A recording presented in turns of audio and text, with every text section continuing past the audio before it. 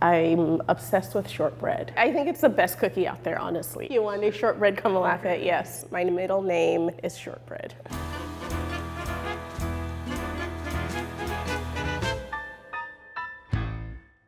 I'm Yewande Komolafe. We are back at the New York Times Cooking Studio. We're celebrating Cookie Week.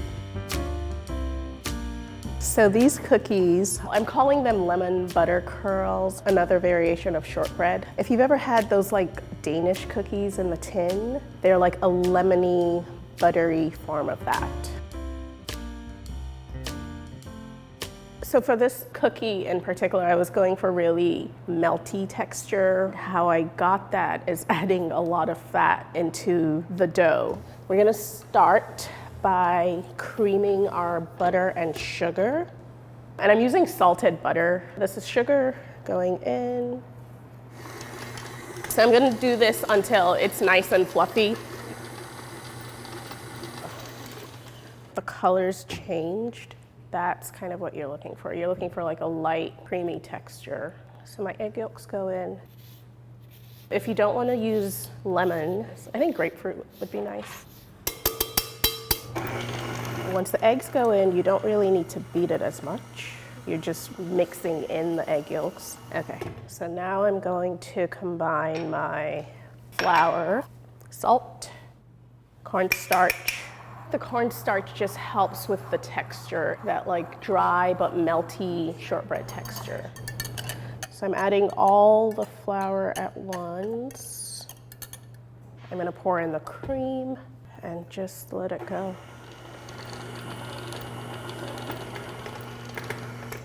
And that's it, that's your cookie dough.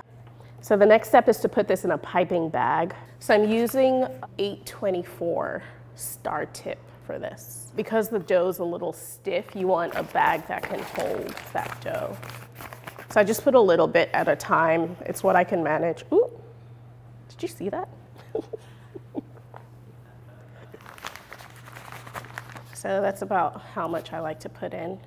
Another thing I like to keep on hand when I'm piping these cookies is a bench scraper, and that's for pushing the dough further down into the bag. So sometimes, like today, it's a little cold and chilly in the studio, so the butter is not as soft as when I worked with it at home. So I'm just gonna kind of like press it in the piping bag to like soften it up.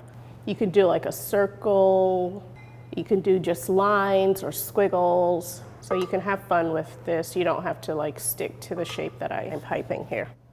So I'm kind of just playing around, but I want to show you that you can pipe this out. If you don't like the shape, you could just pick it up and throw it in the bowl. These cookies are pretty easy to play with.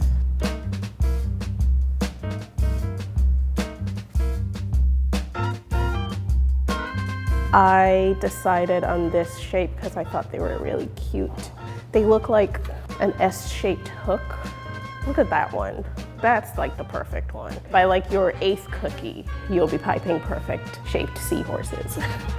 At this point, if I didn't want to bake it off right now, I could refrigerate it. It should stay like this for about 12 to 24 hours. To bake them, preheat the oven and just pop them in. I like to let them sit on the baking tray for about 1 to 2 minutes just to set before I move them to a cooling rack. To make the glaze, I like to sift the confectioner's sugar. This looks like a lot of powdered sugar, but once we add the liquid in, it's not a lot of glaze. So usually it's really lumpy, and I like to get the lumps out before I stir in the juice. I'm looking for a specific texture of glaze. I want it to be runny enough to coat the cookie and just gently go down the sides, but I don't want it to just like fall down. So I can see that this is a little too thick. I'm gonna add a little bit more lemon juice. So like this is still too thick.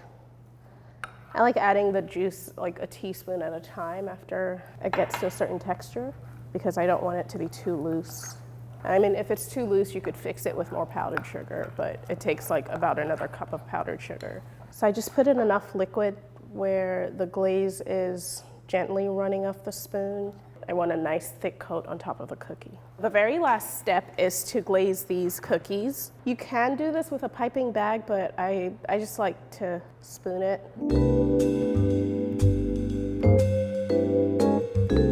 These little lines on the cookies from the star tip, I'm covering them because when they get coated in the glaze, like it just makes them pop a little more. It just adds a nice layer of shine to them.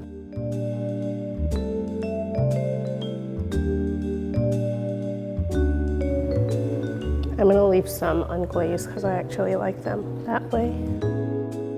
So I have this sanding sugar that's gonna go on the cookies, but I'm gonna let the glaze set a little bit because if I put them on while the glaze is still really wet, it just sinks into the sanding sugar, and I want them to be sort of more of a surface.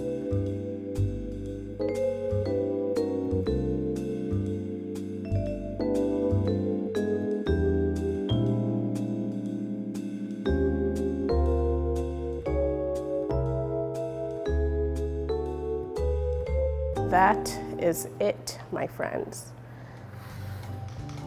Lemon butter curls.